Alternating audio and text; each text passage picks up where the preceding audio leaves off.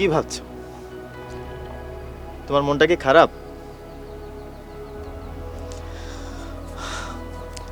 আকাশের দিকে দুই শ্রেণীর মানুষ তাকায় কেন জানো?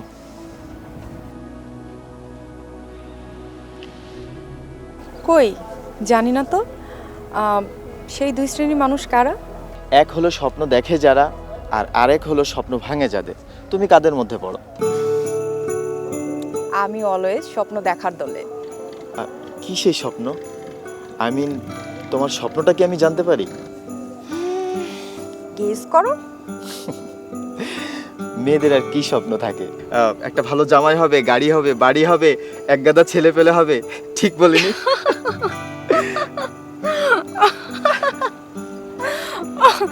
হাসছো কেন? হাসবো না তো কি কাঁদবো? তাহলে কি আমি ঠিক বলিনি? আচ্ছা, তুমিই বলো তাহলে, তুমি কি স্বপ্ন দেখছো? সত্যি কথা বলতে কি জানো, আমি না সব সময় স্বপ্ন দেখি আমি অনেক বড় নায়িকা হব, আরো অনেক অনেক অনেক বড়। দেশে বিদেশে আমার নাম ছড়িয়ে পড়বে, চারদিকে সোনামণি সোনামণি সোনামণি নামটা ছড়িয়ে পড়বে। আমি এভাবেই স্বপ্ন দেখি। আর ছোট থেকে শুরু করে বয়স্ক সবাই আমার সাথে সেলফি তুলতে আসবে। বিশ্বাস করো, আমি এভাবেই নিজেকে দেখতে চাই। আচ্ছা আচ্ছা, তাই বলো। তাহলে তোমার ধ্যান জ্ঞান এখন শুধুমাত্রই এই নায়িকা? এক্স্যাক্টলি। নিশ্চয়ই তোমার স্বপ্ন পূরণ হবে যদি যদি তোমার মতো একজন প্রডিউসার আমার পাশে থাকে। অবশ্যই আছে। আর তুমি তো অনেক ব্রিলিয়ান্ট। ও, শুধুই ব্রিলিয়ান্ট, সুন্দরী নয়?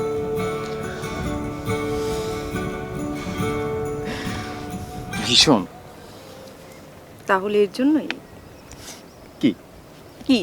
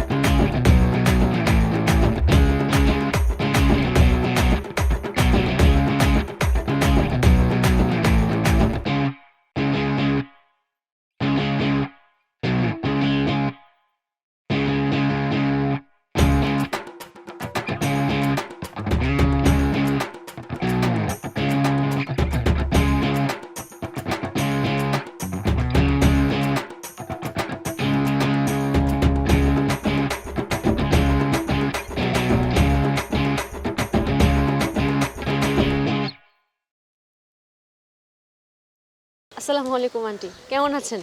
ভালো আছি মা। আপনাদের দেখে দেখে বড় হয়েছি। আপনাদের অবদান আসলে শোধাবার নয়। তুমি অনেক বড় হবে মা। দোয়া করবেন। তুমি অনেক দয়ালু মা। সিনিয়র শিল্পীদের প্রতি যে উদারতা দেখিয়েছো তা দেখে আমার মন ভরে গেল। আমি নতুন শিল্পী, আমি অভিনয়ের কিছুই জানি না। অভিনয় শেখার জিনিস না, ভেতর থেকে আসতে হয়।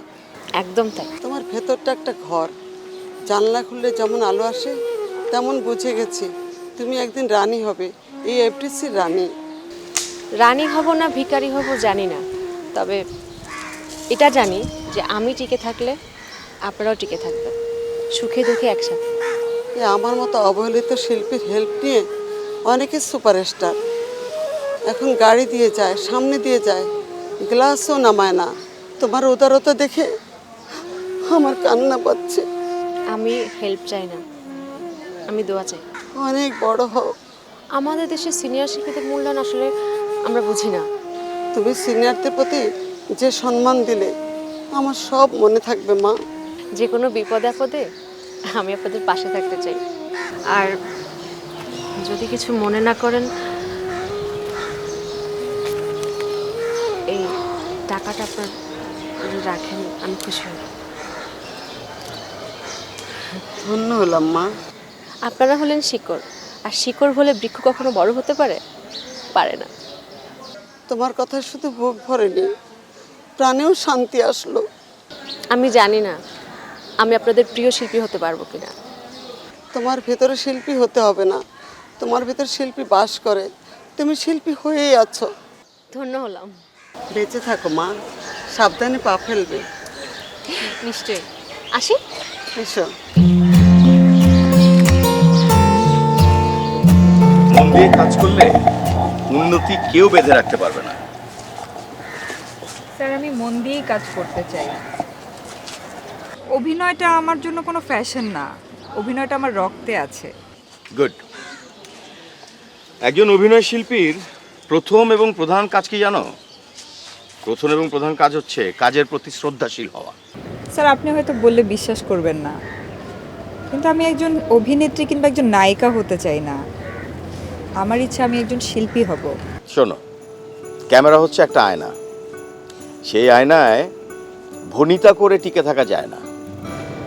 আমি যদি সুযোগ পাই আমি নিজেকে প্রমাণ করে দিব স্যার।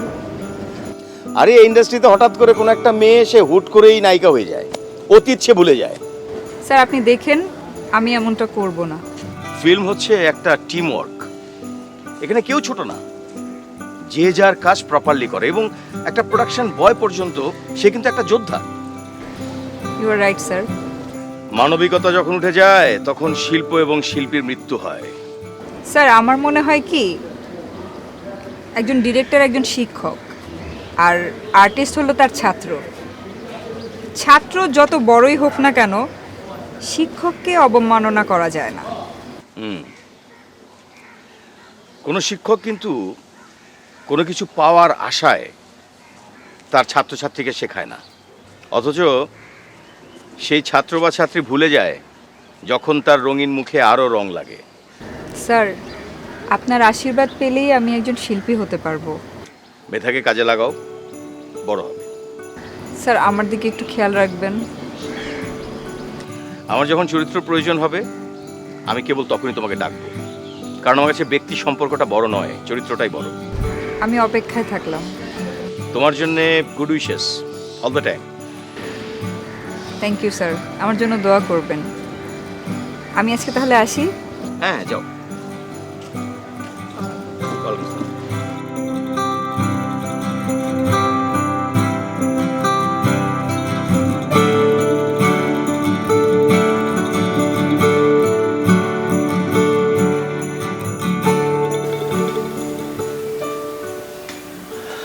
কি হলো, কিছু বলো। কি বলবো বলো রাহাত, আমি না তোমাকে খুব ভালোবাসি, বিলিভ মি। তুমি আমাকে এত বড় একটা ফ্ল্যাট দিয়েছো, আমাকে এত দামি একটা গাড়ি দিয়েছো, তুমি আমার জন্য 4টা সিনেমা ইনভেস্ট করেছো। আজকে একটা সিনেমা শুটিং করলাম। রাহাত, আমি কিন্তু তোমাকে শুধু ভালোই বাসি না, আমার কাছে এটা হচ্ছে একটা যুদ্ধের ময়দান। আমি মামুনের হাত ছেড়ে তোমার হাত ধরেছি, তোমার। আর এটা আমার কাছে একটা যুদ্ধের ময়দান। আর আমি সোনামণি এই যুদ্ধের ময়দানে জিতবই জিতব। হ্যাঁ, আর অবশ্যই তোমাকে জিততে হবে। আর আমার তো টাকার অভাব নেই, কিন্তু হ্যাঁ, তোমার পিছনে আমি টাকা কেন ব্যয় করবো জানো? তোমাকে আমি সুপার হিট থেকে সুপারস্টার নায়িকা বানাবো, যাতে ওই মামুন বুঝতে পারে যে আমার হাত কতটা শক্তিশালী। তুমি মাঝে মাঝে আমার জন্য একটা কাজ করবা, সেটা কি জানো? আমার হাতটাকে তুমি একটু শক্ত করে ধরো, আমি যেটা বলবো তুমি সেটা করবা। আর সেটা কি জানো? এই মাঝে মাঝে আমি যখন তোমাকে হোটেলে পাঠাবো, সেখানে একটু মনোরঞ্জনের জন্য একটু নাচ করবা, গান করবা, একটু সবাইকে মনোরঞ্জন দিয়ে একটু মাতিয়ে ফেলবা। জাস্ট তোমার এইটুকু কাজ, আমি বিশ্বাস করি তুমি সেটা পারবা। পারবা না? তুমি এসব কি বলছো রাহাত? তুমি আমার জন্য এত কিছু করেছো, আর আমি তোমার জন্য এতটুকু করতে পারবো না? এটা তুমি কি করে ভাবলে? হ্যাঁ, শোনো, তোমার জন্য আমি সব কিছু করতে পারি, কারণ তোমাকে আমি ভালোবাসি, অনেক ভালোবাসি। আর আমি জানি সিনেমার লাইনটা কি সেটা আমি জানি, আমাকে তোমার বোঝাতে হবে না, বুঝছো? শোনো, আমি কিন্তু মামুনের কাছে হার মানতে পারবো না, বুঝছো? আর ওই যে মামুনকে তুমি চিনো না, একদমই চিনো না। ওর ভদ্রতা দেখিয়ে আমাকে এতদিন আমার কেরিয়ারটাকে ধামাচাপা করে রেখেছিল।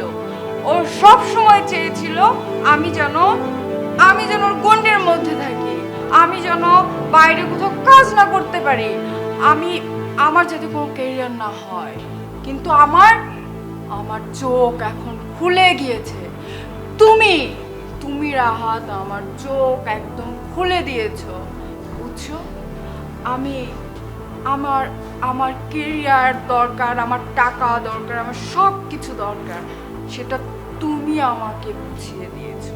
কিন্তু মামুন আমার সাথে কারোর সাথে কথা বলতে দেয়নি, কারোর সাথে আমাকে দেখা করতে দেয়নি, কারো কাজ আমাকে করতে দেয়নি। এটা কিসের ভালোবাসা? কিন্তু এখন আমি সব কিছু করতে পারবো। আর আমার মেইন টার্গেট হচ্ছে ওই আলতা বিবিকে যে করেই হোক এই ইন্ডাস্ট্রি থেকে আমি আউট করব, বুঝছো? এই শোনো, তুমি এত বড় একটা সুপারস্টার হতে যাচ্ছ, আর অলরেডি তুমি একটা সুপারস্টার, তুমি ওই আলতা নামে একটা মেয়ের সাথে তুমি নিজেকে তুলনা করো? আরে তোমার সৌন্দর্যের কাছে ও কিছু? কি যে বলো না। আরে বাবা, আমি তো আছি তোমার জন্য, আমার যা করার আমি করব, যত টাকা লাগে আমি কিন্তু তোমাকে সুপারস্টার বানাবোই। তুমি যাই বলো রাহাত, মামুনকে তুমি চেনো না, মামুনকে শুধু আমি চিনি। ও কতটুকু জেদি সেটা আমার চেয়ে ভালো কেউ জানে না, বুঝতে পেরেছো? আর মামুন কখনোই আমার কাছে হারতে রাজি হবে না। ও আমাকে হারানোর জন্য আলতা বিবিকে ওর হাতিয়ার হিসেবে তৈরি করবে, সেটা আমি খুব ভালো করেই জানি। কিন্তু রাহাত,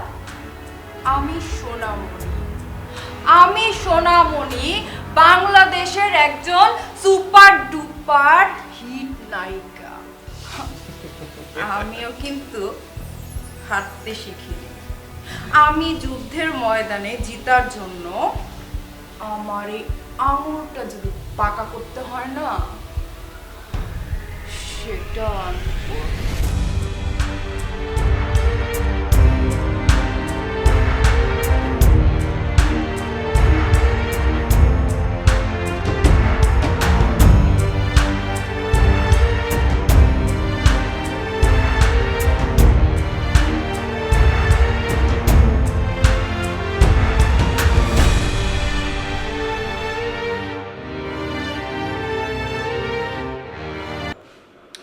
শুনো দুলাল, মিথুনকে তুমি রিকোয়েস্ট করবা না।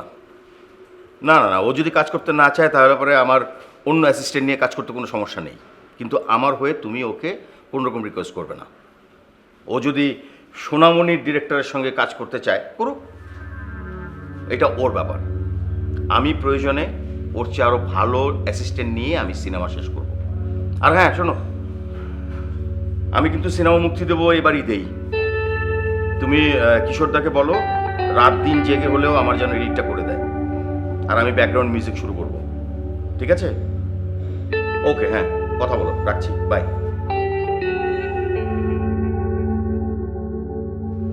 এ মোনা, দেখ তো কে এলো। দেখছি ভাইয়া।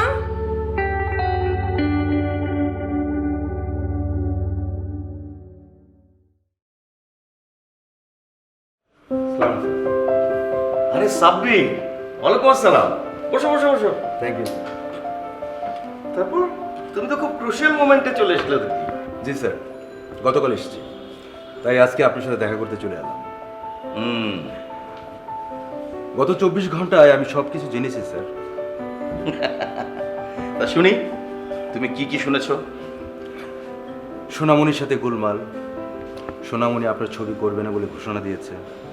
অবশ্যই কথাগুলো পুরনো, আমি ফেসবুক থেকে জেনেছি। যেটা ভেরি রিসেন্ট জেনেছি সেটা হচ্ছে সোনামণি আপনার হিরো, আপনার হিরোকে বেশি টাকা লোভ দেখিয়ে তার হিরো হিসেবে কন্ট্রাক্ট করিয়েছে। আর এদিকে আপনার এডি, তাকেও ফিল্মের লোভ দেখিয়ে আপনার কাছ থেকে কেড়ে নিয়েছে। বাবা, তুমি দেখছি আমার সম্পর্কে সব ইনফরমেশন নিয়ে ফেলেছি এর মধ্যে। হ্যাঁ, কি করবো স্যার, জানতে তো হবেই। আপনার সাথেই তো আমার হাতে খড়ি। কোর্স করার জন্য আমি 3 বছরের জন্য বাইরে গিয়েছিলাম। তা কি কি কোর্স করলে শুনি। জি স্যার, ওটা হচ্ছে অ্যাক্টিং আর ডিরেকশনের উপর। ভালো রেজাল্ট করেছি। Good, congratulations. Thank you sir. তো এখন তো দেশে চলে এসছো, জি, তো কি করবে, মানে ডিরেকশনে কাজ শুরু করবে নাকি? সেটা স্যার আমি আপনার হাত ধরেই শুরু করতে চাই। ওয়েল,